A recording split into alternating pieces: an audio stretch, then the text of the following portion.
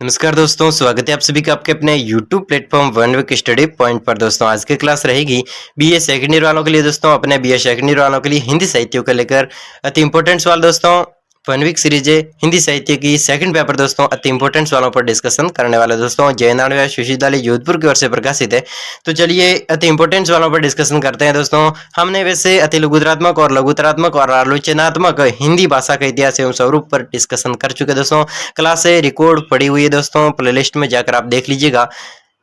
BA second year Hindi part playlist में आपको मिल जाएगी क्लासें। जो पार्ट अ से जो पार्ट क की क्लासें हो चुकी है, तो वो क्लासें 2 क्लासें हुई है। दोस्तों इंपॉर्टेंट सवाल थे उनको भी बता दिए, और जो सवाल व्याख्या के लिए इंपॉर्टेंट थे उनकी व्याख्या आपको समझा कर देख लो कर ली गई है। ठीक है, तो दोस्तों आपसे एक छोटा सा निवेदन रहेगा कि आप अगर इस चैनल पर पहली बार है और वीडियो को वॉच कर रहे तो चैनल को सब्सक्राइब जरूर कर लीजिएगा और अपने दोस्तों के साथ में शेयर कर लीजिए। दोस्तों अगर आप चैनल पर पहली बार है तो आपके लिए एक सजेस्ट रहेगा कि आप चैनल को सब्सक्राइब कीजिए और अपने दोस्तों, अगर आपके पास में कॉलेज ग्रुप है तो कॉलेज ग्रुप में सेंड कीजिए दोस्तों, ताकि वे भी इस क्लास को अटेंड करने का मौका ले सके। तो चलिए दोस्तों खंड ख की बात करने वाले। दोस्तों आदि काल एवं मध्यकाल। दोस्तों आपके सिलेबस में तो आपने इस पर विस्तृत डिस्कशन किया होगा कि वास्तव में इसकी ये क्या टॉपिक है, किस प्रकार है, किस प्रकार नहीं। आदिकाल हिंदी साहित्य का और मध्यकाल हिंदी साहित्य का, उस पर दोस्तों किस प्रकार विकास है, तो उसके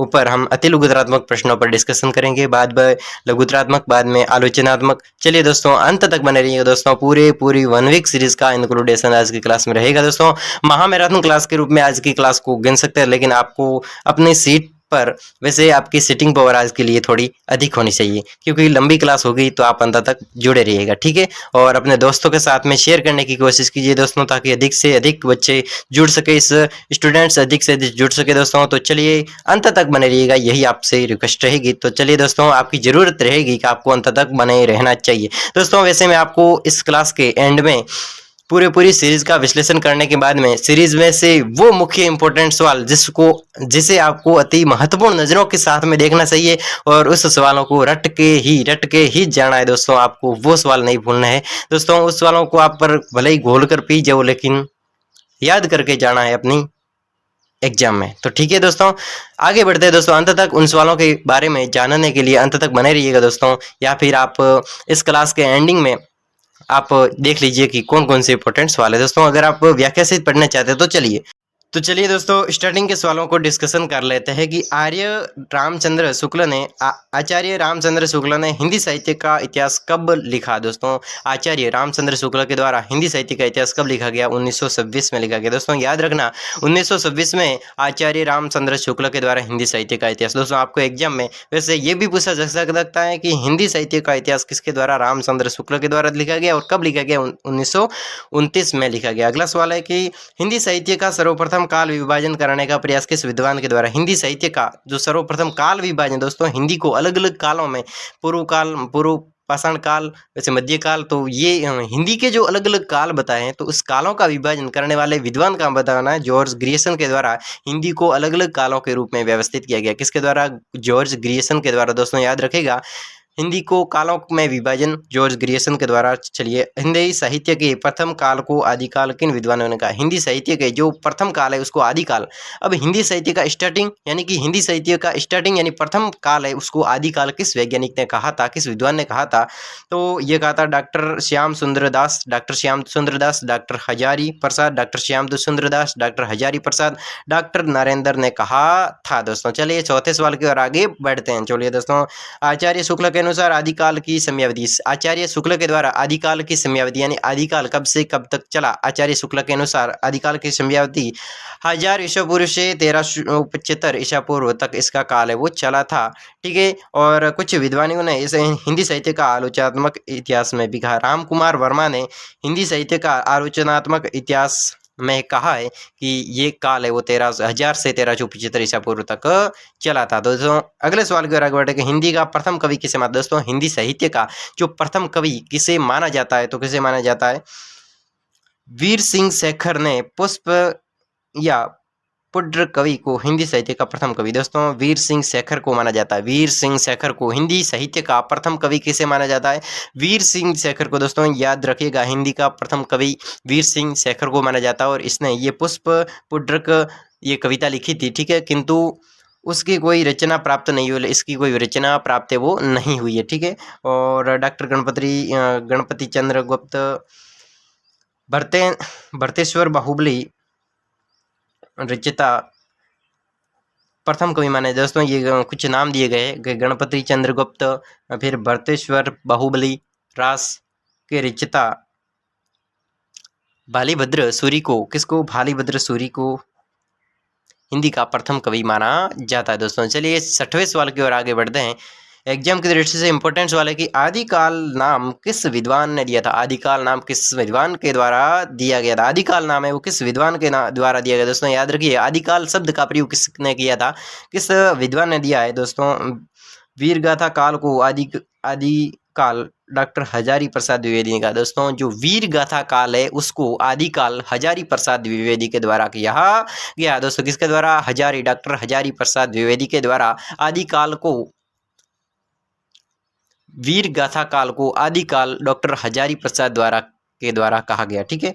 हिंदी साहित्य को कितने कालखंडों में विभाजित किया जाता है दोस्तों? किया गया दोस्तों। हिंदी साहित्य को कितने कालखंडों में, यानी कि हिंदी साहित्य को कितने कालखंडों में बांटा जा सकता है, विभाजित किया गया है, तो उसके नामों को लिखिए दोस्तों। हिंदी साहित्य को अलग अलग विभाजन यानी कि कालों के आधार पर किया गया, उन कालों के नाम लिखने। तो चलिए दोस्तों, कौन कौन से काल दे रखे हैं।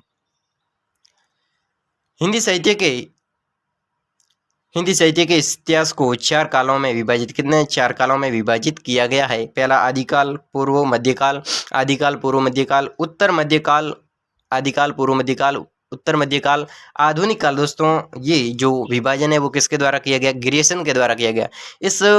हिंदी साहित्य के जो काल, ये 4 प्रकार के हिंदी साहित्य के कालों में, हिंदी साहित्य को 4 प्रकार के कालों में बांटा गया। तो किसके द्वारा बांटा गया? एग्जाम में सवाल पूछा जा सकता है। हिंदी साहित्य को कालों में विभाजित किसके द्वारा किया गया? डॉक्टर ग्रियर्सन के द्वारा किया गया। किसके द्वारा? डॉक्टर ग्रियर्सन के द्वारा किया गया। कितने, कौन कौन से? आदिकाल, पूर्व मध्यकाल, उत्तर मध्यकाल और आधुनिक काल दोस्तों।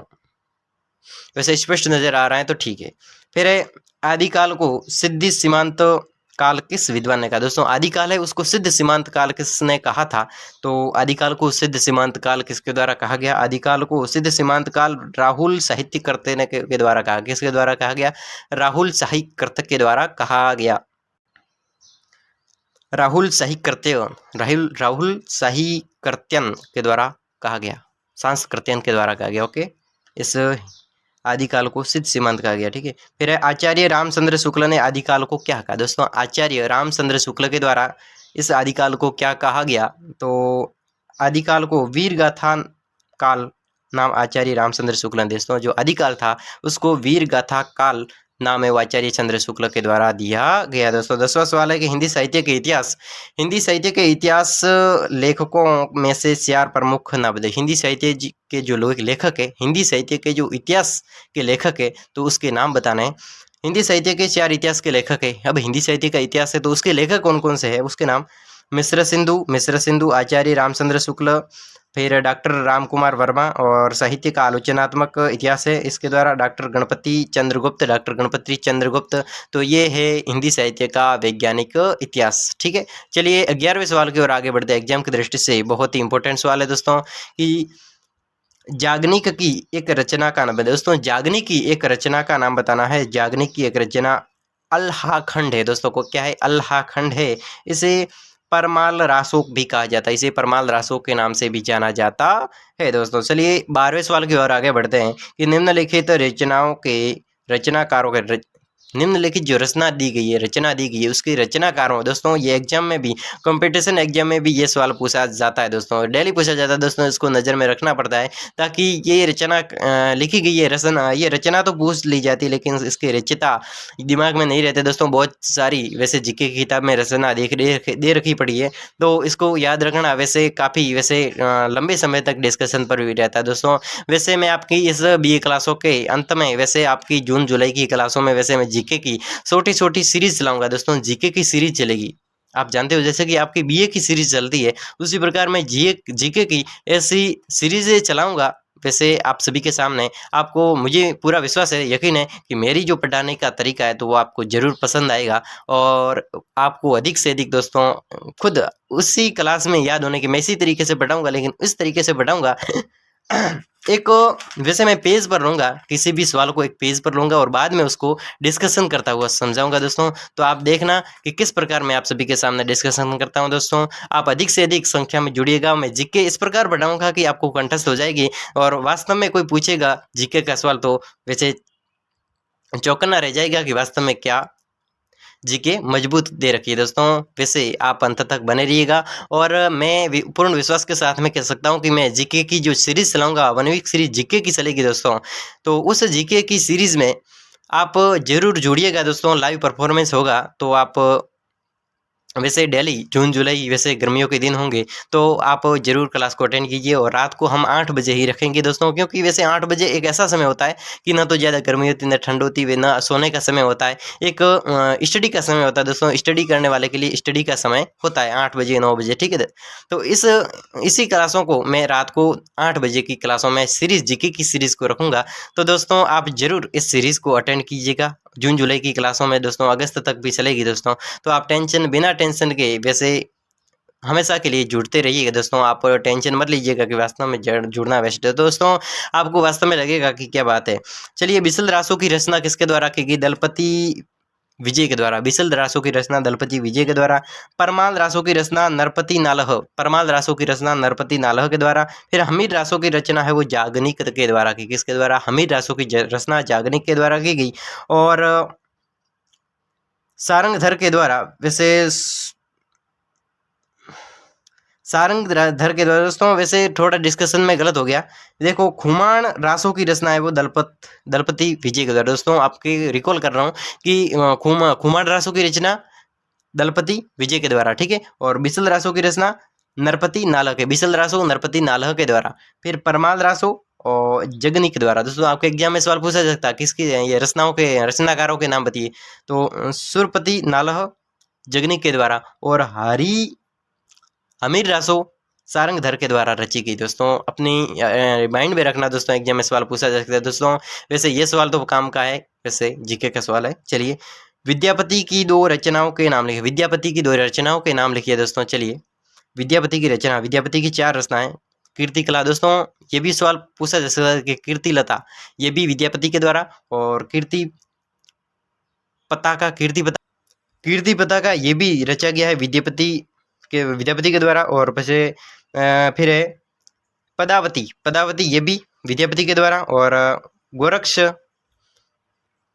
विजय नाटक ये किसके द्वारा? विद्यापति के द्वारा, ठीक है। चलिए दोस्तों आगे बढ़ते हैं 14वें सवाल की ओर। 4 सिद्ध कवियों के नाम। दोस्तों 4 सिद्ध कवियों के नाम बताने हैं। सरहपा, सबरपा, लुईपा और कहपा। कण्हपा, सरहबा और लुईपा, ये है 4 सिद्ध कवियों के नाम है दोस्तों। अगले सवाल की ओर आगे बढ़ते हैं कि सरहपा की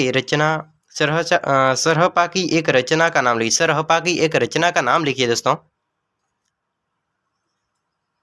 सवाल एग्जाम में पूछा जा सकता है कि सरहपा द्वारा रचित 32 ग्रंथ बताए जाते हैं, जिसमें से दोहा कोश हिंदी की रचनाओं में परिचित है।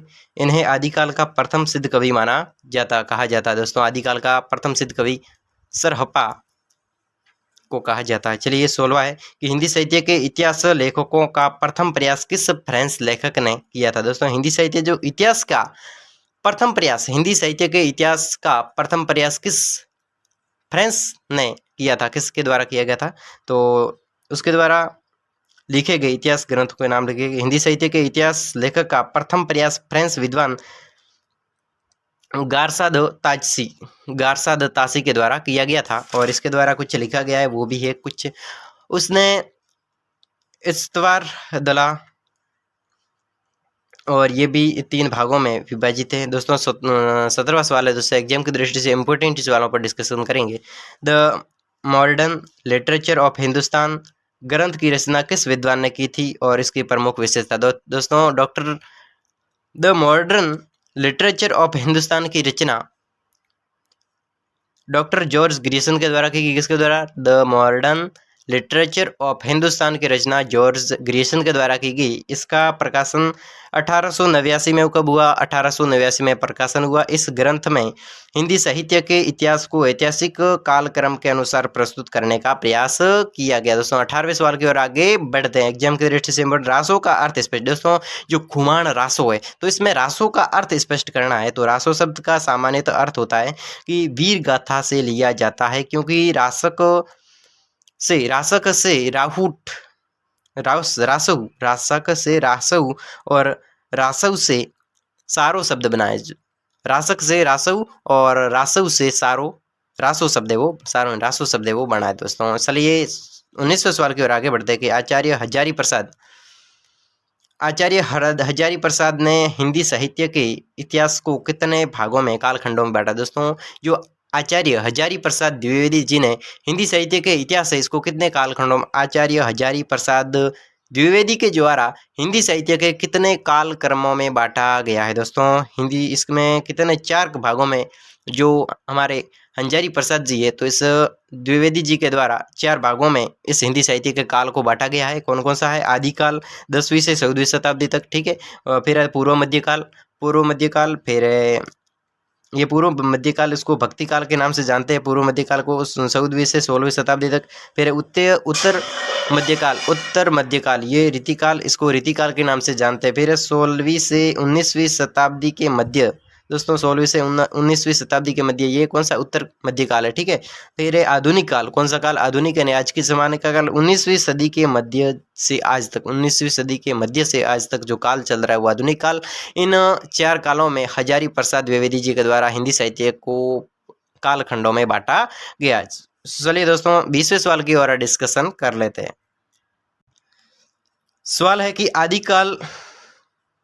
आदिकालीन रासो साहित्य की 2 विशेषता, आदिकालीन रासो साहित्य की 2 विशेषताएं कौन कौन सी, उस विशेषताओं के बारे में। आदिकाल की 2 प्रमुख प्रवृत्तियां, वीर और श्रृंगार रस का चित्रण। किसका? वीर और श्रृंगार रस का चित्रण। विविध छंदों का प्रयोग, डिंगल भाषा में प्रधानता। दोस्तों वीर और श्रृंगार रस का चित्रण है, और देखा जाए तो विविध छंदों का प्रयोग, इसमें आदिकाल रासो साहित्य की ये विशेषता है। दोस्तों आदिकाल रासो साहित्य की विशेषता दोस्तों एग्जाम में पूछी जा सकती है। तो आदिकाल रासो साहित्य की विशेषता वीर श्रृंगार रस, पहला तो है वीर श्रृंगार रस का चित्रण है, दूसरा है विविध छंदों का भी प्रयोग इसमें किया गया है, और साथ ही साथ डिंगल भाषा का प्रयोग, ये भी इसकी विशेषता है। दोस्तों किस सवाल की ओर आगे बढ़ते हैं कि पिंगल और डिंगल भाषा किसे कहते हैं? पिंगल भाषा और डिंगल भाषा किसे कहा जाता है? तो रासो ग्रंथ में प्रयुक्त राजस्थानी मिश्रित ब्रजभाषी को पिंगल। दोस्तों जो रासो ग्रंथ के अंतर्गत रासो ग्रंथ लिखा गया, रासो की पुस्तक लिखी गई, तो उस ग्रंथ में प्रयुक्त राजस्थानी जो मिश्रित भाषा है, राजस्थानी मिश्रित भाषा ब्रज भाषा को पिंगल भाषा कहा जाता है, ठीक है। और शुद्ध राजस्थानी भाषा को डिंगल भाषा के नाम से जाना जाता है। दोस्तों एग्जाम की दृष्टि से इंपॉर्टेंट सवाल है कि आदिकाल के 2 नाथ कवियों के नाम, आदिकाल के 2 नाथ कवियों के नाम। दोस्तों एग्जाम की दृष्टि से इंपॉर्टेंट, आदिकाल में ऐसे कौन से नाथ कवि थे उसके नाम बताने।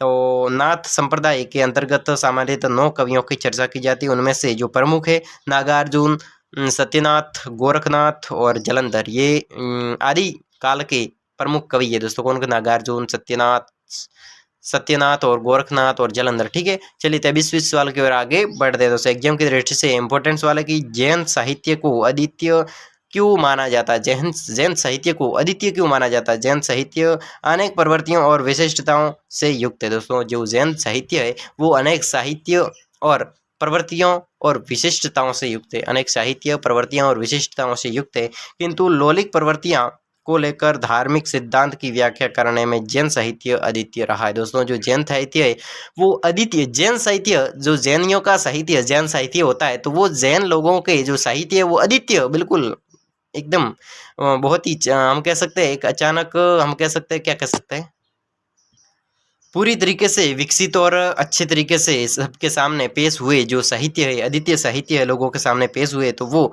क्यों ऐसा कहा जाता, क्यों माना जाता है? जैन साहित्य अनेक प्रवृत्तियों और विशेषताओं से युक्त है, किंतु लौकिक इतिवृत्तों को लेकर धार्मिक सिद्धांतों की व्याख्या करने में जैन साहित्य अद्वितीय। दोस्तों जो धार्मिक सिद्धांतों की व्याख्या करने में जैन साहित्य वो अत्यधिक अद्वितीय है। दोस्तों चलिए अगले सवाल की ओर आगे बढ़ते हैं कि किन्हीं 4 रासो ग्रंथों का नाम लिखिए। किन्हीं 4 रासो ग्रंथों के नाम लिखिए। किसके? रासो ग्रंथों के 4 रासो ग्रंथों के नाम लिखने हैं दोस्तों। तो रासो ग्रंथ है पृथ्वीराज रासो, खुमान रासो, बिसलदेव रासो और परमाल रासो। दोस्तों रासो ग्रंथ के नाम तो आप लिख सकते हैं दोस्तों, क्योंकि आप लोग वैसे बीए के स्टूडेंट है। और रासो के बारे में पृथ्वीराज रासो किसके द्वारा लिखा गया? खुमान रासो, बिसलदेव रासो, परमाल रासो, ये रासो ग्रंथ है। ठीक है, ये तो बहुत ही अच्छा सवाल था। आदिकाल में खड़ी बोली की काव्य रचना किसने करने वाले कवि का क्या नाम? दोस्तों जो आदिकाल की खड़ी बोली की काव्य रचना करने वाले कवि का नाम क्या है? आदिकाल में खड़ी बोली की काव्य रचना करने वाले अमीर खुसरो किसके द्वारा? अमीर खुसरो के द्वारा आदिकाल की काव्य रचना की गई है। ठीक है, चलिए अगले सवाल की ओर आगे बढ़ते हैं दोस्तों। एग्जाम की दृष्टि से वैसे इंपॉर्टेंट ही सवाल रहने वाला है दोस्तों। वैसे अति गुजरात्मक प्रश्नों का कोई भरोसा नहीं हो सकता दोस्तों, क्योंकि सारे के सारे जितने सवाल है वो इंपॉर्टेंट है दोस्तों। इतना नहीं, वैसे पिछली साल पूछेंगे वो तो वैसे इतना इंपॉर्टेंट नहीं, लेकिन वास्तव में नज़र डाले तो ये भी आ सकता है, ये भी आ सकता है। तो दोस्तों आपको सारे सवालों को नज़रअंदाज में नहीं करना है दोस्तों। आपको पूरे सवालों पर नज़रअंदाज को लेकर दोस्तों बिल्कुल इस सवालों को नज़रअंदाज नहीं करना है दोस्तों। ध्यान में रखना है और अपनी आंखों को खोल कर अच्छे तरीके से पढ़ना है। आदिकाल को सिद्ध सीमांत युग नाम किस विद्वान ने दिया? आदिकाल को सिद्ध सीमांत युग नाम किस विद्वान ने? आदिकाल को सिद्ध सीमांत युग नाम किस विद्वान के द्वारा? राहुल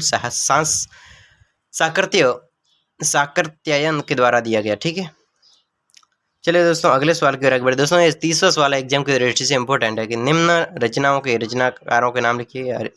अमीर रासो, परमाल रासो, पृथ्वीराज रासो, उक्ति व्यक्ति प्रकरण। दोस्तों सारंगधर के द्वारा, हमीर रासो सारंगधर के द्वारा, परमाल रासो जगनिक के द्वारा और पृथ्वीराज रासो चंद्रबरदाई के द्वारा। उक्ति व्यक्ति प्रकरण ये दामोदर शर्मा के द्वारा लिखा गया। दोस्तों चलिए अगले सवालों की ओर आगे बढ़ते हैं। दोस्तों वैसे हमने अति लघुत्रात्मक प्रश्नों पर अध्ययन कर चुके हैं, तो अब हम आगे बढ़ते हैं लघुत्रात्मक प्रश्नों की और एग्जाम की दृष्टि से इंपॉर्टेंट रहते हैं। तो दोस्तों आप अंत तक बने रहिएगा। अब होने वाला है दोस्तों, वैसे अभी तक तो ट्रेलर था, पिक्चर अभी बाकी है दोस्तों। बड़े बड़े सवालों को अभी देखना है दोस्तों।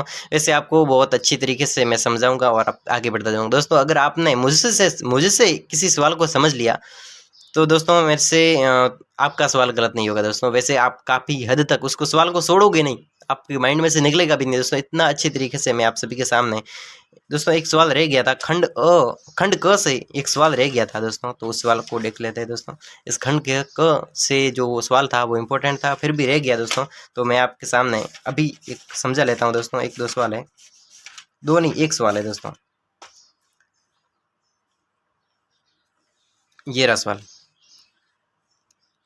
मस्ट लगा के रखा दोस्तों, फिर भी रह गया दोस्तों। आप अपनी सीरीज में देख लीजिएगा कि अपभ्रंश भाषा का परिचय देते हुए उसकी विशेषता, अपभ्रंश भाषा का परिचय देते हुए उसकी विशेषता लिखिए दोस्तों। एग्जाम की दृष्टि से बहुत ही इंपॉर्टेंट सवाल है दोस्तों। अपभ्रंश भाषा का परिचय दोस्तों, अपभ्रंश भाषा क्या होती, पहले तो ये बताना है कि अपभ्रंश भाषा क्या होती। ठीक है, तो अपभ्रंश भाषा का जो अर्थ स्पष्ट करते हैं हम कि अपभ्रंश वास्तव में भाषा क्या है। अपभ्रंश शब्द विभिन्न अर्थों में महाभाष्यकार पतंजलि के समय प्रयुक्त मिलता है दोस्तों। जो अपभ्रंश शब्द है, इस अपभ्रंश शब्द की जो प्रयुक्ति है, इस अपभ्रंश शब्द हमें पहली बार कहाँ पर मिलता है? जो महाभाष्यकार पतंजलि का एक प्रयुक्त एक ग्रंथ है, उस पतंजलि के समय मिलता है। तो उन्होंने अपभ्रंश शब्द का प्रयोग किसी भाषा विशेष के अर्थ में नहीं किया दोस्तों। जो पतंजलि है, उस पतंजलि ने अपने किसी भाषा विशेष के रूप में इसका अर्थ है वो नहीं बताया, अपितु अपाणनीय असाधु शब्द के अर्थ में किया दोस्तों। अपाणनीय या फिर असाधु, अपभ्रंश का अर्थ है अपाणनीय या फिर असाधु शब्द के अर्थ में किया है। ईसा की 6ठी शताब्दी से चंड ने अनेक ग्रंथ प्राकृत लक्ष्मण अपभ्रंश शब्द का प्रयोग है दोस्तों। जो चंड नामक एक 6ठी शताब्दी ने चंड ने एक कोई विद्वान होगा, उसने ग्रंथ लिखा और उसका प्राकृत लक्ष्मण और अपभ्रंश शब्द का प्रयोग किया और इस भाषा में अर्थ दिया गया दोस्तों। इस अपभ्रंश का शब्द का प्रयोग यहाँ पर किया गया है इस ग्रंथ में। और इसी सदी में बलबी राजा के दारसेन को एक ताम्रपत्र संस्कृत प्राकृत अपभ्रंशन। दोस्तों वैसे हम सीधे सीधे शब्दों में कहे ये तो ये बताया जा रहा कि वैसे सबसे पहले अपभ्रंश शब्द कहाँ से मिला, तो पहली बार पतंजलि के किसी ग्रंथ से मिला होगा। फिर इस पतंजलि ने जो शब्द का अपभ्रंश शब्द का प्रयोग किया वो किसी भाषा विशेष के लिए नहीं किया, अपितु अपाणनीय और असाधु शब्द के लिए किया था। अपाणनीय या फिर असाधु शब्द होता है तो उसके लिए किया था। वैसे ये 6ठी शताब्दी में एक चंड नामक कोई विद्वान होगा, उसकी ये प्राकृत लक्ष्मण और अपभ्रंश शब्द, ये प्राकृत लक्ष्मण इसका ग्रंथ है, तो यहाँ पर ये शब्द का विश्लेषण मिलता है। लेकिन ये तो पहले कहाँ पर मिला ये बात हो रही है, लेकिन इस अपभ्रंश शब्द का वास्तविक अर्थ क्या होता है वो मैं आपको बताता हूँ। चलिए, यहाँ पर लिखा गया है कि कुछ विद्वान इसे ग्रामीण भाषा, बोलचाल की भाषा, देसी भाषा का स्तर प्रदान करते हैं। जो आलोचनात्मक शब्द है तो इस आलोचनात्मक शब्द वे शब्द होते हैं जो ग्रामीण भाषा, हमारी जो गांव की भाषा, या फिर बोलचाल, हमारी जो बोलचाल की भाषा है, या फिर हमें देसी भाषा, हमारी जो देसी भाषा है, तो उनमें प्रदान किया जाता है। और कुछ विद्वान है, उस विद्वानों के नाम जैसे कि श्याम सुंदर दास, इन्होंने एक अपभ्रंश की परिभाषा बताई कि सर्वप्रथम अपभ्रंश शब्द किसी भी भाषा के लिए प्रयोग नहीं किया, किसी भी भाषा में प्रयोग नहीं लिया जाता। दोस्तों इन्होंने क्या बताया कि अपभ्रंश शब्द है इसका प्रयोग किसी भाषा के लिए नहीं किया जाता था, लेकिन साक्षर लोग निरक्षरों की भाषा के शब्दों को अपभ्रंश। दोस्तों जो साक्षर लोग होते थे, शिक्षित लोग होते थे, इस श्याम सुंदर ने बताया कि जो अपभ्रंश शब्द है वो अपभ्रंश शब्द किसी भाषा के लिए प्रयुक्त नहीं होता था, अपितु किंतु साक्षर यानी जो शिक्षित लोग हैं वो निरक्षर लोगों की भाषा है उस भाषा के लिए अपभ्रंश शब्द का प्रयोग करते थे। जैसे कि जो साक्षर लोगों की भाषा है वो भी अलग है, और निरक्षर जो अनपढ़ है, अनपढ़ व्यक्ति जिस भाषा को लिखते हैं, जिस भाषा को समझते हैं, उस भाषा को वो अपभ्रंश भाषा कहते थे। तो ये इसका मोस्टली इसका अर्थ का है दोस्तों। जो अपभ्रंश शब्द किसी अनपढ़ की भाषा को साक्षर लोग यानी पढ़े हुए लोग अनपढ़ों की भाषा को अपभ्रंश के नाम से जानते हैं। दोस्तों अब तो आप समझ गए होंगे। चलिए दोस्तों अगले सवाल की ओर आगे बढ़ते हैं। दोस्तों एक और सवाल था, एग्जाम की दृष्टि से मोस्ट लगा कर रखा दोस्तों, एग्जाम की दृष्टि से फिर भी रह गया दोस्तों, आपके सामने अब डिस्कशन हो जाएगा दोस्तों। देवनागरी लिपि के उद्भव और विकास पर संक्षिप्त में लिखी। देवनागरी लिपि है उसका उद्भव और विकास किस प्रकार हुआ, इस पर संक्षिप्त में लेखने का। देवनागरी लिपि दोस्तों हमारी हिंदी भाषा है, तो देवनागरी लिपि से हमारी हिंदी भाषा की उत्पत्ति हुई है। तो इस देवनागरी लिपि है तो इसका उद्भव यानी देवनागरी लिपि कहाँ से बनी, इसका उद्भव कहाँ से हुआ, इसका विकास कहाँ पर हुआ, तो उस पर हमें संक्षिप्त में लेख लिखना है दोस्तों। तो देवनागरी लिपि का उद्भव, भारत के प्राचीन शिलालेखों एवं सिक्कों में लिपियां मिलती है दोस्तों। भारत के जो प्राचीन शिलालेख और सिक्के, भारत के जो प्राचीन शिलालेख और सिक्के हैं तो वहां पर इस प्रकार की 2 लिपियां मिलती है। कौन सी लिपि, ब्राह्मी लिपि और खरोष्ट लिपि। दोस्तों भारत के अंदर जो शिलालेख है और सिक्के मिले हैं पुराने, तो उनमें एक ब्राह्मी लिपि मिली है और खरोष्ट लिपि मिली है। तो देवनागरी लिपि का विकास ब्राह्मी लिपि से हुआ दोस्तों। देवनागरी लिपि का तो ये ब्राह्मी लिपि, तो ब्राह्मी लिपि से उत्पन्न हुई भाषा कौन सी है, देवनागरी लिपि, ठीक है। तो ब्राह्मी लिपि से देवनागरी लिपि का विकास ब्राह्मी लिपि से हुआ है, जो पहले गुप्त लिपि, पहले तो इस ब्राह्मी लिपि वैसे इस देवनागरी लिपि को पहले गुप्त लिपि, कुटिल लिपि और अनंत 10वीं शताब्दी में देवनागरी लिपि के रूप में विकसित। दोस्तों 10वीं शताब्दी में अंत रूप से देवनागरी लिपि में विकसित हुई लास्ट में 10वीं शताब्दी में। वैसे अब तो 19वीं शताब्दी चल रही, तो वैसे हम कह सकते हैं कि देवनागरी लिपि आज के ज़माने में वैसे देवनागरी लिपि के रूप में, लेकिन पहले जैसे ही ये ब्राह्मी लिपि और खरोष्ट लिपि मेन मुख्य भाषा है, तो इस ब्राह्मी लिपि से देवनागरी लिपि की उत्पत्ति हुई। लेकिन ब्राह्मी से गुप्त लिपि से कुटिल लिपि से अंत में 10वीं शताब्दी में देवनागरी लिपि बनी, और ये आज चल रही है, विकसित हुई है। और देवनागरी लिपि के नामकरण के संबंध में कई मत प्रचलित है। देवनागरी लिपि के संबंध में कई सारे मत प्रचलित है, जिनमें से प्रमुख निम्नवत है। देवनागरी लिपि से संबंधित प्रमुख जो मत अलग अलग प्रकार के विद्वानों ने अलग अलग मत दिए कि वास्तव में देवनागरी लिपि किसे कहा जाता है, देवनागरी लिपि किसे कहा जाता है, कहाँ से उत्पन्न हुई। तो विद्वानों ने बताया, तो क्या बताया कि कुछ विद्वानों के अनुसार गुजरात के नागर ब्राह्मणों की लिपि होने के कारण इसे देवनागरी लिपि कहा गया। दोस्तों कुछ विद्वान ऐसे बताते हैं, कुछ वैज्ञानिक ये बताते हैं कि गुजरात के जो नागर ब्राह्मण है, गुजरात के जो नागर ब्राह्मण है उसकी लिपि, उसकी भाषा होने के कारण इसे देवनागरी लिपि कहा जाए। जो नागर ब्राह्मण होते हैं इसलिए इसकी बोली को नागरी लिपि कहता है, ठीक है। और कुछ विद्वान ऐसा कहते हैं कि नागवंशी राजाओं की लिपि होने के कारण इसे नागरी लिपि, नागवंशी राजाओं की लिपि होने के कारण इसे नागवंशी जो नागरी लिपि कहा जाता है, ठीक है। कुछ वैज्ञानिक कहते हैं कि तांत्रिक चिन्ह देवनागर से संबंधित होने के कारण इसे नागरी लिपि कहा गया। स्थापत्य की एक शैली नागर शैली थी, चतुर्भुज आकृति होती थी और इसमें अक्षर थे ग प भ म आदि, ये अतः देवनागरी लिपि कहा गया दोस्तों, ठीक है। और वैसे वस्तुतः कुल मिला के वस्तुतः ये सभी मत अनुमान पर आधारित, दोस्तों ये विद्वानों ने अनुमान लगाया और अनुमान के आधार पर परिभाषा दी, लेकिन वास्तविक तरीके से अतः इनकी प्रामाणिकता संदिग्ध है। दोस्तों इसकी प्रामाणिकता, ये इसकी जो साबित करने की जो क्षमता है वो संदिग्ध यानी डाउट करने योग्य है। तो जो इसकी प्रामाणिकता सिद्ध नहीं होती है, तो इस संबंध में इतने ही कहा जा सकता है कि देवनागरी लिपि का विकास ब्राह्मी लिपि, देवनागरी लिपि का विकास है वो कहाँ से हुआ है, हम कह सकते हैं कि देवनागरी लिपि का विकास है वो ब्राह्मी लिपि से हुआ है दोस्तों, ठीक है।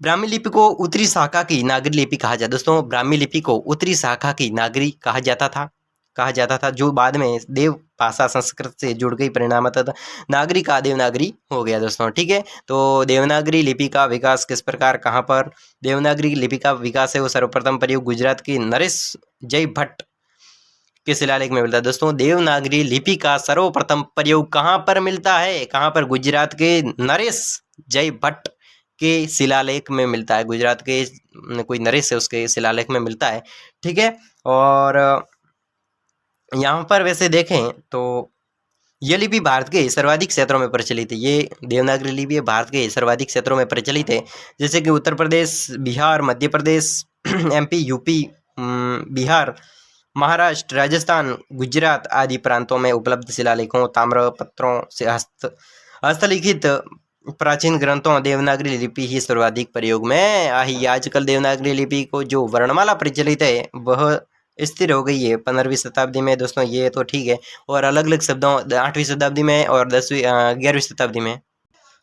तो चलिए दोस्तों अब वापस अपने मुख्य सवाल पर आ जाते हैं। वैसे मैं पिछले सवालों की ओर आपको ले गया था, वैसे वो भी इंपॉर्टेंट सवाल थे दोस्तों, आपको ध्यान में होगा कि कितने इंपॉर्टेंट सवाल थे और आपने कितना समझा। चलिए दोस्तों अगले सवाल की ओर आगे बढ़ते हैं, खंड ख की ओर दोस्तों, अपने मुख्य सवाल की ओर के हिंदी साहित्य के आदिकाल पर टिप्पणी लिखी। हिंदी साहित्य का आदिकाल कौन सा काल था, तो वो काल है वो किसके द्वारा, तो उसके बारे में हिंदी साहित्य के आदिकाल पर टिप्पणी लिखने। चलिए हिंदी साहित्य का आदिकाल अपनी रचनाओं की प्रामाणिकता, काल, विभाजन, नामकरण के संबंध में काफी विवादास्पद रहा है दोस्तों। हिंदी साहित्य का जो इतिहास है, हिंदी साहित्य का जो आदिकाल है वो रचनाओं के प्रामाणिकता, काल, विभाजन, नामकरण के संबंधित काफी विवादास्पद रहा है। यह हिंदी साहित्य की श्री गणेश काल है दोस्तों। हिंदी साहित्य का जो श्री गणेश काल है यानी स्टार्टिंग का काल है वो यही था, अतः इसके संबंध में इस तरह के प्रश्न का उठना स्वाभाविक ही था। अनेक विद्वानों ने इस काल में सिद्धों, जनार्थियों, नाथों और चारण कवियों द्वारा सर्जित साहित्य को सम्मिलित करते हुए आचार्य शुक्ल ने सिद्धों, नाथों, जनाचार्यों के साहित्यों को धार्मिक साहित्य बताकर उसे साहित्य के इतिहास में सम्मिलित नहीं किया। यद्यपि इसे धार्मिक साहित्य में अनेक रचनाएं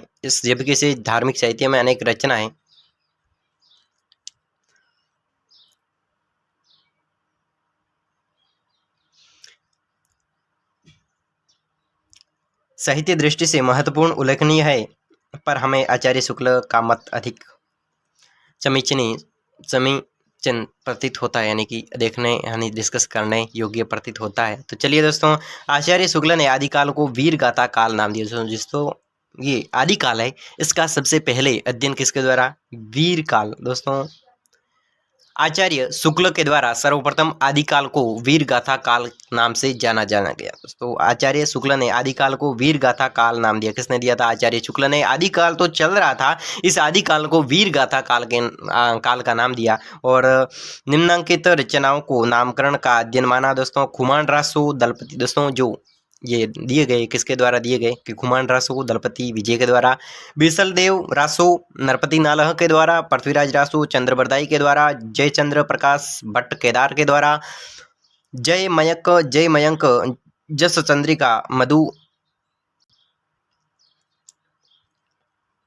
मधुकर कवि के द्वारा, जय मयंकर जस चंद्रिका मधुकर कवि के द्वारा।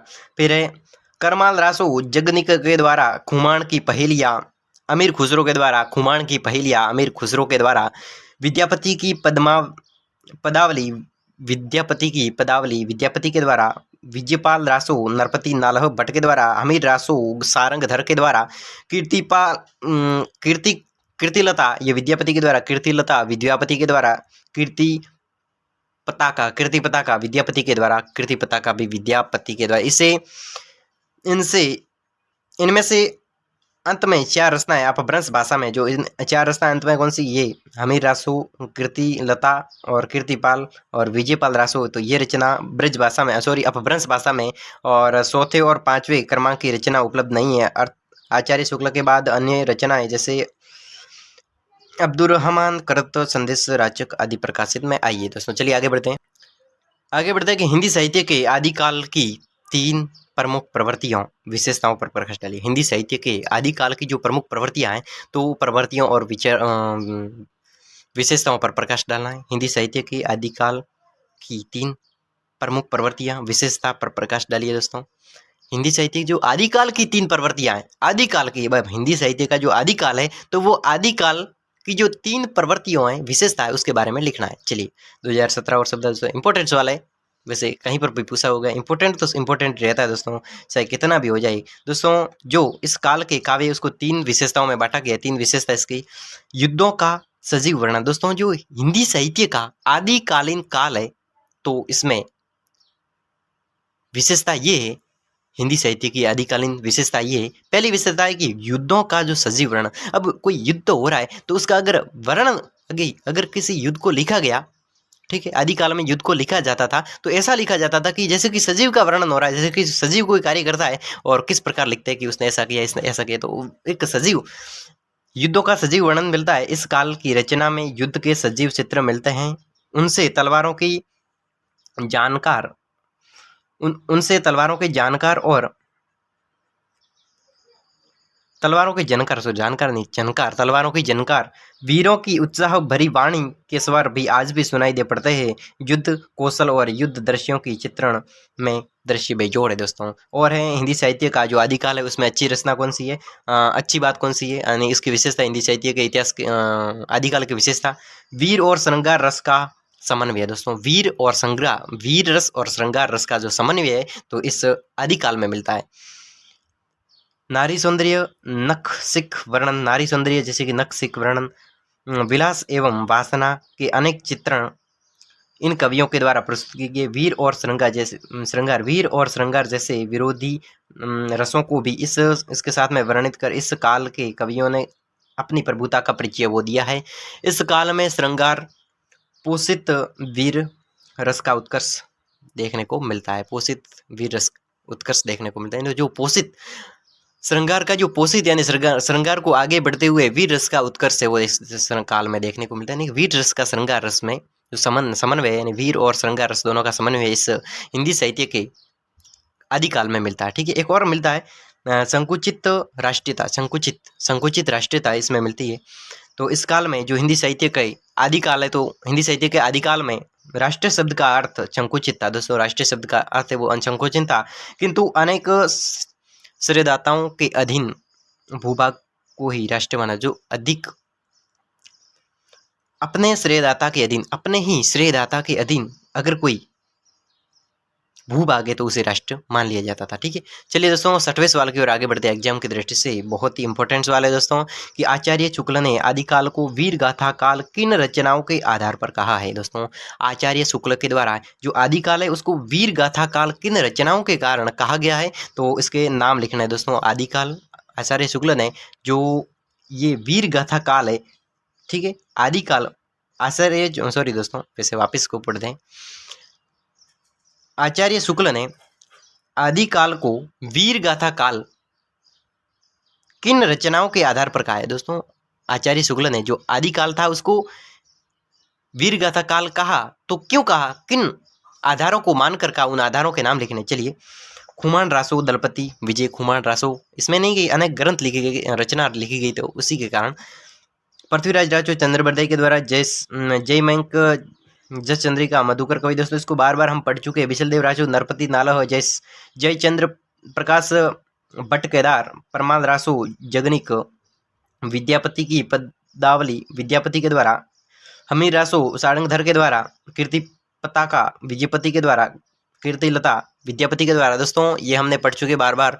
चलिए, इन्हीं विशेषताओं के कारण, आदिकाल की इन्हीं विशेषताओं के कारण आचार्य शुक्ल के द्वारा आदिकाल को वीर गाथा काल नाम दे दिया गया। ठीक है, तो इनमें से अंतिम 4 रचनाएं अपभ्रंश भाषा की, जो अंतिम 4 रचनाएं हमें दिख रही है, तो ये किस अपभ्रंश भाषा की है। 100 5वें क्रमांक की रचनाएं उपलब्ध नहीं है। और आचार्य शुक्ल के बाद कुछ अन्य रचनाएं उसे बहादुर मानकृत संदेश चंदेश रासक आदि प्रकाश में आई है। दोस्तों चलिए अगले सवाल की ओर आगे बढ़ते हैं। इंपॉर्टेंट सवाल होगा उन्हीं पर। चलिए दोस्तों, एक और सवाल है एग्जाम की दृष्टि से बहुत इंपॉर्टेंट सवाल है कि आदिकाल साहित्य की प्रमुख प्रवृत्तियों पर प्रकाश डालिए। आदिकालीन साहित्य की जो प्रमुख प्रवृत्तियां हैं, तो उस प्रवृत्तियों पर प्रकाश। जो आदिकालीन साहित्य यानी आदिकाल चल रहा था, तो उस आदिकाल चलने के दौरान उस आदिकाल साहित्य की मुख्य प्रवृत्तियों यानी आगे बढ़ने की जो विशेषता है, तो उस विशेषताओं पर प्रवृत्तियों पर प्रकाश डालना है।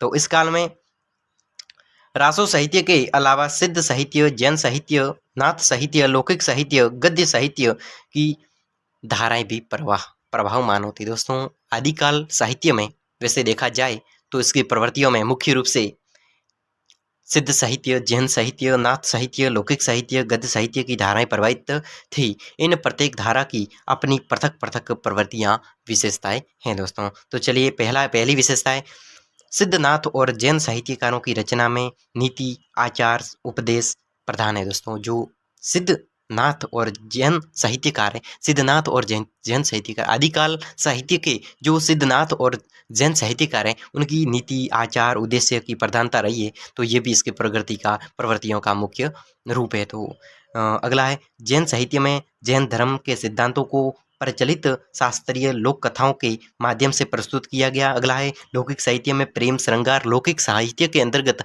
लौकिक साहित्य में प्रेम श्रृंगार, नीति, लौकिक विषयों की प्रधानता है वो रही है। रासो काव्य वीर रसात्मक, जो रासो काव्य था तो वीर यानी कि एक लड़ाई वाला होता है ना, वीर, जैसे कि कोई वीर गाथा होती है, जैसे कि महाराणा प्रताप की वीर गाथा, महाराणा प्रताप ने कितने कष्टों को सहा, तो वो एक वीर गाथा होती है। तो एक रासो काव्य वीर रचनात्मक, तो वीर रचनात्मक वीर रस होता, तो रासो काव्य का जो वीर रचनात्मक है, एक बड़ी गाथा लिखी गई है रासो काव्य की, तो वीर रचनात्मक है। इसकी प्रामाणिकता संदिग्ध है दोस्तों। फिर वह जनता से दूर सामंती साहित्य, वह जनता से दूर सामंती साहित्य है, उनमें वर्णित राष्ट्रीयता संकुचित है। इन्हीं के कारण ये आदिकालीन साहित्य की प्रमुख विशेषताओं पर प्रकाश है वो पड़ता है। दोस्तों ठीक है, अगले सवाल की बढ़ते हैं। एग्जाम की दृष्टि से इंपॉर्टेंट दोस्तों, जैन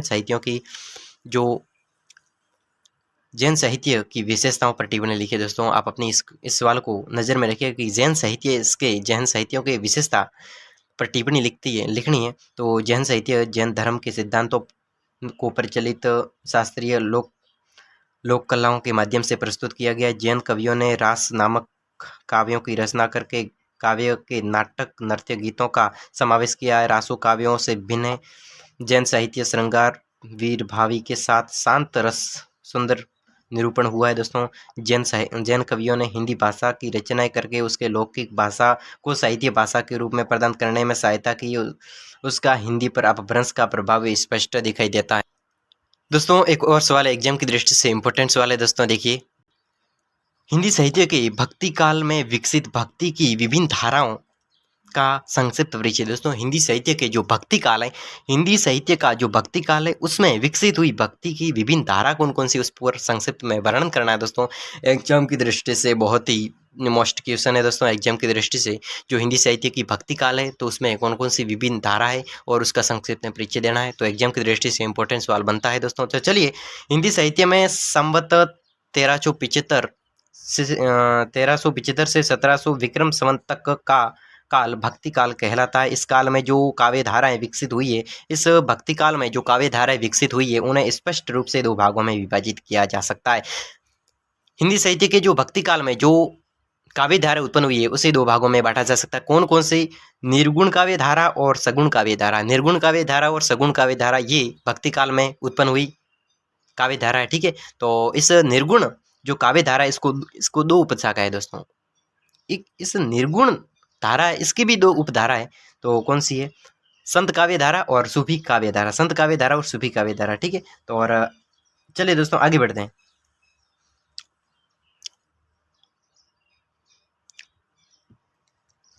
काव्य धारा का परिचित, काव्य धारा का जो परिचय है, पहला है निर्गुण काव्य धारा की दो विशेषताएं। दोस्तों भक्ति काल में जो काव्य धारा विकसित हुई उसमें निर्गुण काव्य धारा और सगुण काव्य धारा। तो निर्गुण काव्य धारा क्या है उस पर देखते हैं।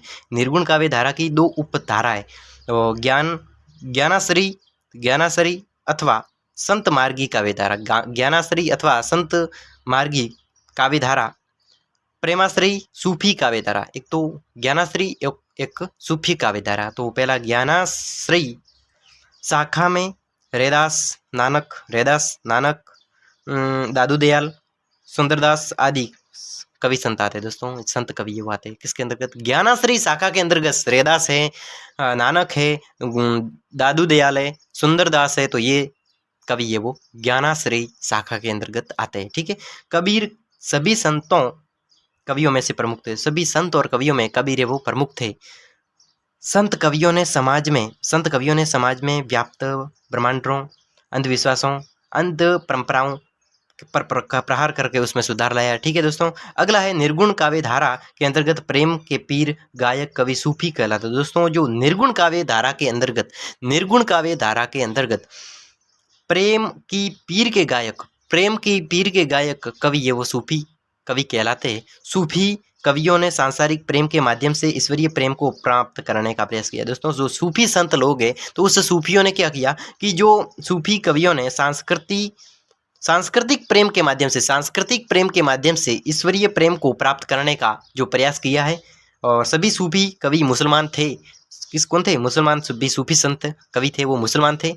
पद्मावत इस काव्य परंपरा का श्रेष्ठ ग्रंथ है। दोस्तों जो पद्मावत ग्रंथ है तो वो सूफी संत पर आधारित एक श्रेष्ठ ग्रंथ है। इसके रचयिता मलिक मोहम्मद जायसी के द्वारा ये पद्मावत लिखा गया। दोस्तों चलिए, हमने निर्गुण पर डिस्कशन किया, अब सगुण पर डिस्कशन करते हैं। सगुण भक्ति धारा, ये दो, इसकी भी दो उपशाखा है। कौन कौन सी? राम भक्ति काव्य और कृष्ण भक्ति काव्य। राम भक्ति करने वाले और कृष्ण भक्ति करने वाले, ठीक है। सगुण राम भक्ति कवियों के प्रतिनिधित्व कवि तुलसी। दोस्तों राम भक्ति कवियों के जो प्रतिनिधित्व कौन है? तुलसी है। डॉक्टर कुमार वर्मा के शब्दों में हिंदी राम भक्ति काव्य में अनेक कवि जुड़े हुए। दोस्तों अनेक कवि ये वो हुए हैं दोस्तों। जो राम कुमार के शब्दों में हिंदी राम भक्ति काव्य में अनेक कवि हुए। हिंदी में जो राम भक्ति के जो काव्य धारा में अनेक कवि हुए, किंतु राम भक्ति काव्य धारा का साहित्य महत्व अकेले तुलसीदास के कारण है। दोस्तों जो राम भक्ति काव्य धारा का एक महत्व है तो वो तुलसीदास के कारण ही है। सगुण भक्ति की दूसरी काव्य धारा कृष्ण भक्ति काव्य। दोस्तों सगुण भक्ति की दूसरी काव्य धारा है वो कौन है? कृष्ण भक्ति काव्य धारा। इसके प्रतिनिधित्व कवि सूरदास है। दोस्तों जो सगुण में पहली तो थी राम भक्ति काव्य, तो इसके जो समर्थक कौन है? इसके समर्थक है ये देखो तुलसी है, ठीक है। ये राम भक्त के तो कौन है? तुलसी है। और कृष्ण भक्त के कौन है? सूरदास है। मुख्य रूप से कौन प्रतिनिधित्व करने वाले? उसके तो तुलसी है राम के तो, और कृष्ण के सूरदास प्रतिनिधित्व करने वाले मुख्य है। इसमें अष्टसाप के कवियों के अतिरिक्त मीराबाई, रहीम, रसखान, नरोत्तम दास आदि शताधिक कवियों ने अनेक काव्य पुरस्कारों के इसी धारा को अभिषेक है वो किया है दोस्तों।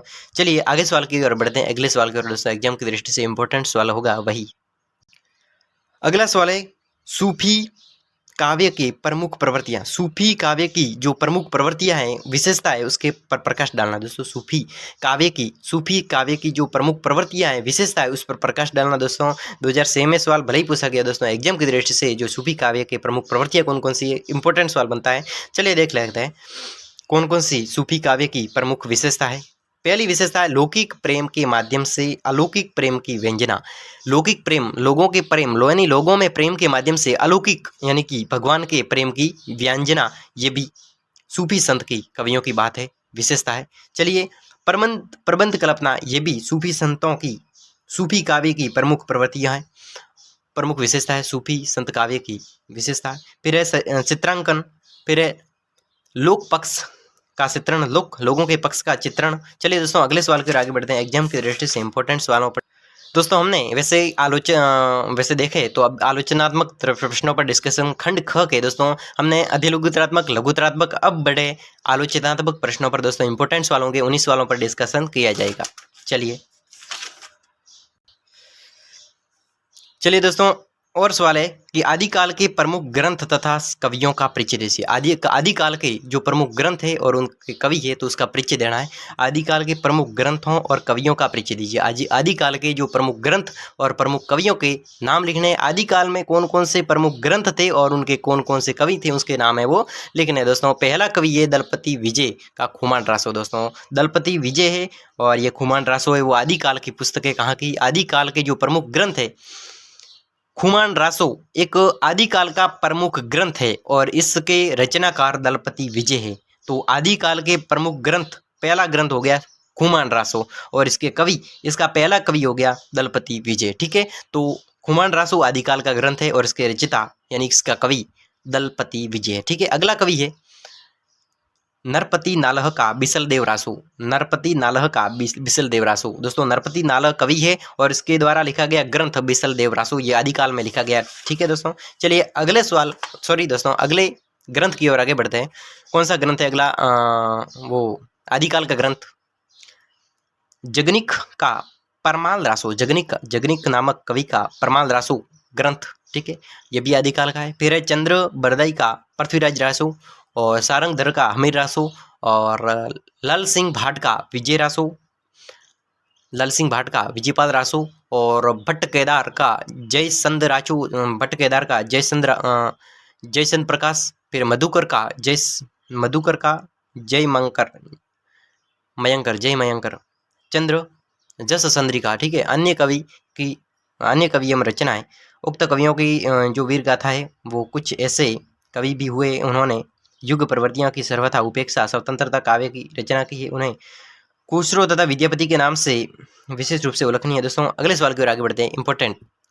दोस्तों अगला सवाल है राम भक्ति शाखा के काव्य की प्रमुख विशेषता का उल्लेख कीजिए। दोस्तों एग्जाम की दृष्टि से बहुत इंपॉर्टेंट सवाल कि राम भक्ति शाखा के काव्यों की प्रमुख विशेषता कौन कौन सी? राम भक्ति शाखा के जो प्रमुख विशेषता है वो कौन कौन सी विशेषता है? राम भक्ति शाखा की प्रमुख विशेषता कौन कौन सी, उसके बारे में।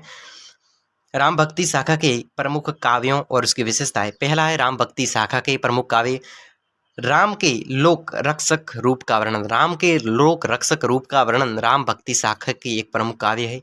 जो क्या है? राम के लोक रक्षक रूप में कार्य। राम भक्त कवियों ने पौराणिक परंपरा के अनुसार राम को विष्णु का अवतार माना है। उसके राम में शील, शक्ति, सौंदर्य तीनों गुणों का समन्वय है, इसलिए वे भक्तों का भला करने वाले, पापियों का नाश करने वाले, दुर्बलों की रक्षा करने वाले, सुर के कृष्ण तो केवल लोक रंजन है। सूरदास के जो कृष्ण है वो लोक रंजन है। तुलसीदास के जो राम है वो तो तीनों गुणों से युक्त, एक गरीबों का भला करने वाले और शक्ति और शील, सौंदर्य तीनों को, रूपों को यानी पापियों का नाश करने वाले, दुर्बलों की सहायता करने वाले, सूरों का नाश करने वाले। ठीक है, तो किंतु राम भक्त के कवियों के राम लोक रक्षक है। तुलसी के रामचरितमानस, दोस्तों तुलसी के द्वारा लिखा गया रामचरितमानस में लोक रक्षा के लिए सदैव तत्पर दिखाई देते हैं। वे ईश्वरीय अवतार होकर भी सवय मानव मानते थे। दोस्तों राम है वो सवय एक ईश्वरीय अवतार होने के बावजूद भी वो मानव खुद को मानते थे। इसी कारण इन्हें मर्यादा पुरुषोत्तम, जन जन का सेवक, रक्षक चित्रित किया गया है दोस्तों। अगला है आदर्शों की स्थापना। दोस्तों जो राम भक्ति की शाखा है उसमें आदर्शों की स्थापना भी हुई है। राम काव्य में जीवन में अनेक आदर्श स्थापित किए गए हैं। सभी राम मर्यादा का आचार्य स्थापित करते हैं। सभी राम है वो मर्यादा का आचार्य एक आदर्श स्थापित करते हैं। दशरथ प्राण रक्षा का, दोस्तों दशरथ है वो प्राण रक्षा का एक प्रमाण आदर्श प्रदान करते हैं। हनुमान एक सेवक का आदर्श स्थापित करते हैं। लक्ष्मण और भरत एक भाई का आदर्श स्थापित करते हैं। सीता पतिव्रता नारी का एक आदर्श स्थापित करते हैं। ये हम क्या पढ़ रहे हैं, एक राम भक्ति की जो विशेषता है उसके बारे में, राम भक्ति की विशेषता, राम भक्ति शाखा की जो काव्यों की विशेषता उसके बारे में। और सुग्रीव मित्र का आदर्श स्थापित करते हैं। रामचरितमानस में चित्रकूट की सभा भी धर्म एवं संस्कृति के अनेक आदर्श हमारे पक्ष में प्रस्तुत करती है दोस्तों। चलिए तीसरा है समव्यक्तमकता।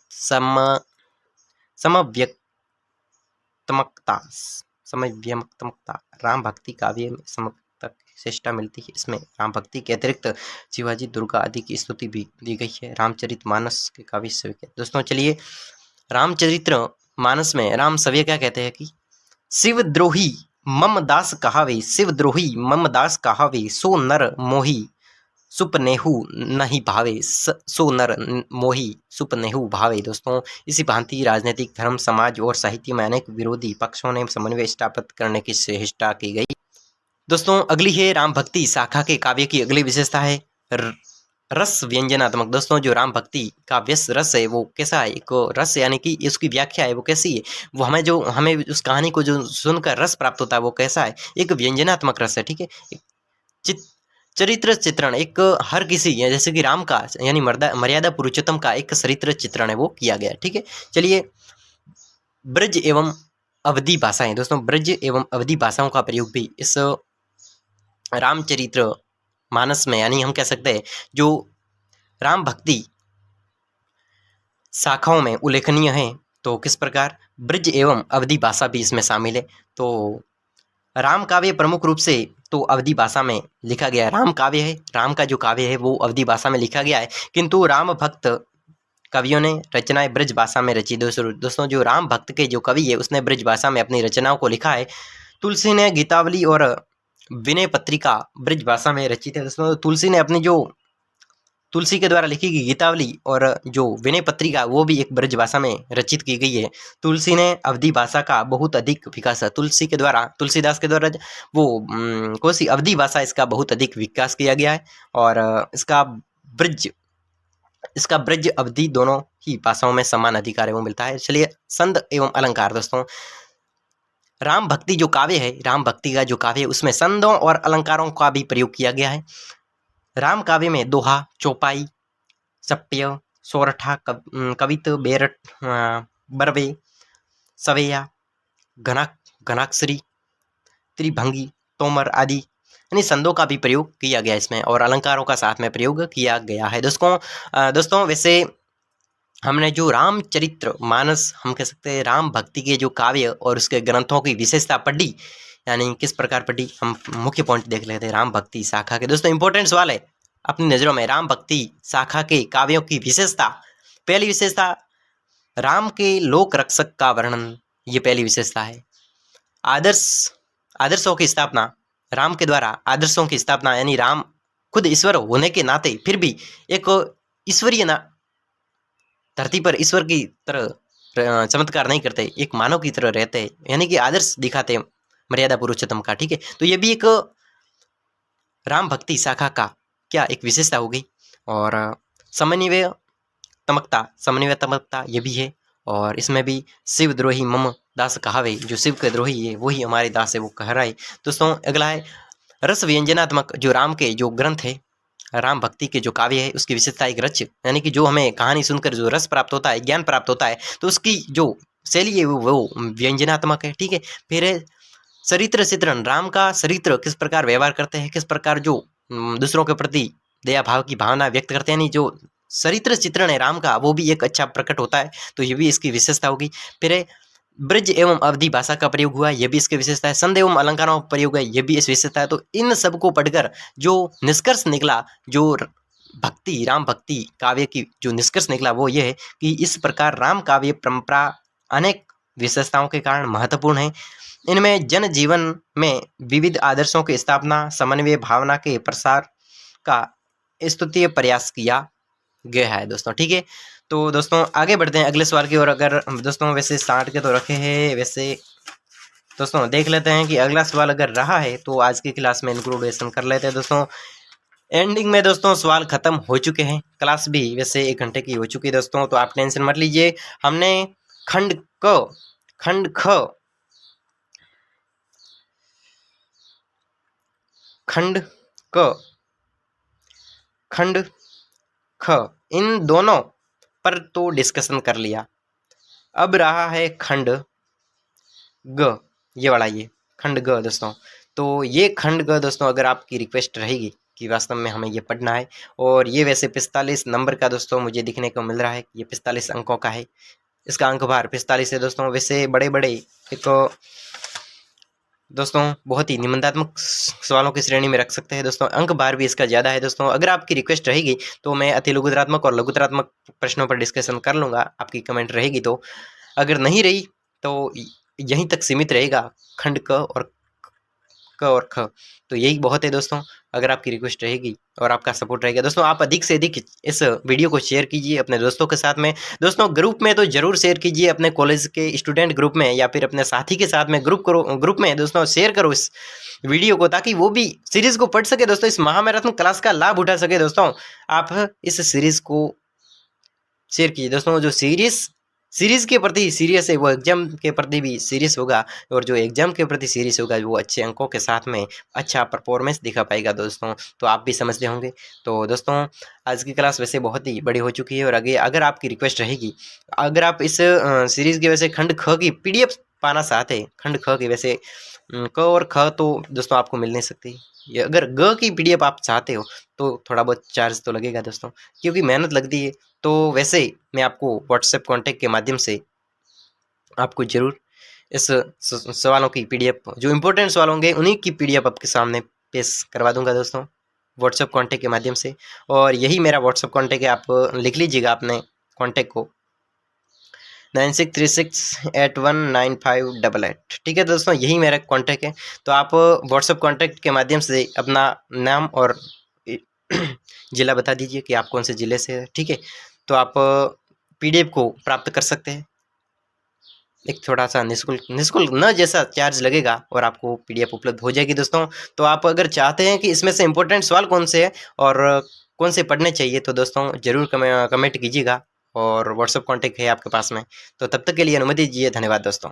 अगली क्लास में मिलते हैं अगली वीडियो के साथ में, बाय बाय।